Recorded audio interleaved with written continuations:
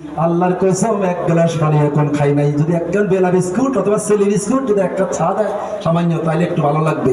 দৌড়াদৌড়ি করে জমাদার চা বিস্কুট নিয়ে আসে, আনার পরে দিল, দেওয়ার পরে ভাই তার শুনছি কি এই অবস্থা, আজকে তো আমি আসার কথা, আজকে কি আমি আসার কথা না, আসতেন না। কিন্তু রাত্রে 3টার সময় আমাকে যাই বলে বুলবুলি বুড়েন সম্মান কি কাজ ধরে শুরু না, আপনি এখনো ঘুমেছেন কেন? কার থাকতে পারে নাই, আল্লাহর কসম করে বলছি। তিনি বলতেছেন কসমটা আল্লাহর কসম করে বলছি, আমি আমার কার কাপের জন্য আমার বসতে পারি নাই। তাড়াতাড়ি করে রিক্সা তো পাবো না জানি, ও তো রিক্সা তো নাই, গোটা 5 ঘন্টা হলে রিক্সা কেন পাওয়া যেত না। সুতরাং তখন তিনি বললেন, এই বর্ণনা দিলেন, চলে আসলেন সেইখানে।